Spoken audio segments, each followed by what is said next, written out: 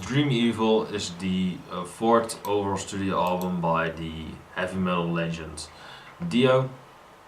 Yeah, this is kind of a return to form for him since he kind of disappointed a lot of fans with his Sacred Heart record. I actually enjoy that record. I think it's overall a good album, but there's one stinker on there, and there are some duds on that record. And the cover art basically speaks for itself. Really poor artwork. But the artwork on here is pretty interesting, though. I would say, with the mascot. I forgot his name, but the mascot is pretty interesting. With having the cross arm thing that I believe he's usually known for. With of course the devil horns and him in the night, Dream Evil with the kids on bed, with the creepy ass monsters under the bed. I don't know what's going on there, but it's pretty interesting. Album cover, I would say. Yeah, of course, you're not gonna beat Holy Diver, but it's definitely interesting. It keeps you thinking, it keeps you looking. So I think they did a nice job on the artwork, and they actually don't show the name, which I think is strange. They show the name for the horrible one, but not for the actual good one. But logic right there is not always to be found. So we start off with Night People, and yeah, of course Dio always opens his albums great. Always opens his albums up great with Night People. A really sinister track. It's kind of dark in a way, but also uplifting in the same time. Of course, with the heavy metal usual trademarks that you're known for, that you're used by now by Dio. It's kind of expected, but the music really holds up for me. With the vocal performance by Dio just being exceptionally well on this track. Really great opener again. Has a great atmosphere to it. Yeah, just an overall fantastic opener. 4 minutes long, perfect length, perfect title in a way, because I'm a night person myself, I must say. I'm not a big fan of traffic and traffic roads and stuff like that. So having that all by myself is pretty cool. You really have to know that, but there we go. Then we have Dream Evil, the second track, and it's kind of similar to the title track of Sacred Heart. It's a great track. It's kind of similar to Night People, having that great atmosphere to the track, but it's kind of cheesy. You have these vocal enhancements by Dio where he says Dream Evil, and then it gets high and then really Dream Evil. It gets like that. It's really strange to hear that. It's kind of cheesy in a way, because I don't know why he's doing that, but it's kind of neat, I guess. It's not really necessary, but I still enjoyed it nonetheless. It's a great track, except when that comes up. It's kind of strange to hear that. But overall, great track and a great follow to Night People. Then we have Sunset Superman. That is probably one of the most catchiest songs of the record. 5 minutes and 45 seconds. I have to say the song drags a bit. I have to say that. But overall, you just get a catchy hook with Sunset Superman. Everybody can. That verse is just so anthemic and just so memorable. It sticks in your head, and it's probably one of the most memorable performances on the record. It's a really, like I said, really addictive, catchy hook to it. Although it's a bit repetitive, that is the flaw with some of the songs on there. But I did enjoy it overall. It is a great track and a great follow-up again to Dream Evil. Then we get All the Fools Sailed Away. This is the masterpiece of the record, and we always get a kind of masterpiece closure with side one from Dio. Yeah, and this song overall is great, I would say. I just call it a masterpiece, so there we go. It's just a lot of layers to it. It's a really great track. All the Fools Sailed Away. It sounds so elegantly and so nice and so so intelligent in a way. Just a really gentle feel when sailing away in general. Just sounds really just really relaxing in a way, like you're going to a relaxing beach or something, or an island, whatever. Has just a really great feel to it. I just get really mellow. Just thinking about it, I just get really mellow from that.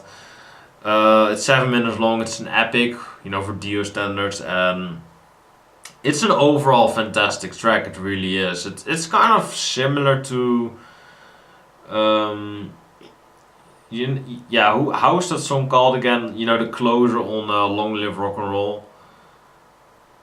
How's that song called again? Knows no mystery. She got. How is that song called again? Fucking hell. I'm really thinking about it now. Rainbow Eyes, there we go. It really sounds like Rainbow Eyes. It almost has the same length as well. It's 8 minutes long, and this one being 7 minutes long. Yeah, it reminds me a lot of that. So it's not the most original in a way, but it's a masterpiece nonetheless. That was a masterpiece in my opinion, and this is, so there we go.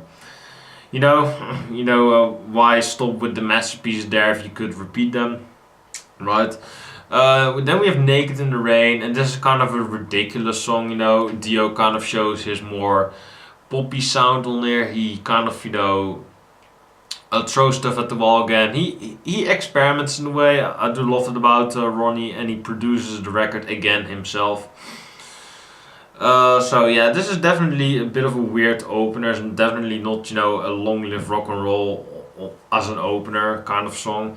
It's a really strange one, but the vocal performances by Dio are exceptionally well done here. Really enjoyed it by him. Yeah, and it's a great opener once again. So yeah, it's definitely a good opener for that. Bit of a weird title, but an enjoyable song nonetheless. Then we have Overlove, and this is actually really a similar song to. Just go back to, yeah, I believe his first album ever, or one of his first albums in heavy metal ish. Because before that he had another band, I don't know the name, but it was his first major album, I would say, with Richie Blackmore's Rainbow. And that actually the first song, so this is the debut song of Dio. That was Man on the Silver Mountain, still one of his finest tracks to date, of course, with Richie Blackmore. And it actually sounds a lot like that, Overlove is kind of a redone of that. I really love the acoustics on this track. I believe there's an acoustic on there. It really has that same guitar tone as Man on the Silver Mountain, or really the entire the Richie Rainbow record. It has that tone to it. It has that feel to it. It really sounds like a '70s song, although it's late. It's '87. It's late. And maybe some people are gonna hate me for this, but I believe this record was released the same day as Appetite for Destruction by Guns N' Roses. Wow. Wow. I didn't know that. A little known fact. Guns N' Roses Appetite for Destruction was released on the same day as Dream Evil by Dio. July 21, 1987. Wow. That is convenient. That really is convenient. So you can say that that Dio didn't have the best album sales with this record, because Appetite was just literally destroying everything in its path. It really was, Guns N' Roses being one of the most popular rock bands ever. Yeah, so that is actually quite of a coincidence, really. If you don't believe me, look it up at Wikipedia. It says July 21, so there we go, 1987. Yeah, so Overlove reminds me a lot of the old Rainbow days. I love those first three Rainbow records, so it's good, but it's not really original like the other songs on there and on his previous works. I Could Have Been a Dreamer is the pop single of the record. With Dio, saying, I could have been a dreamer.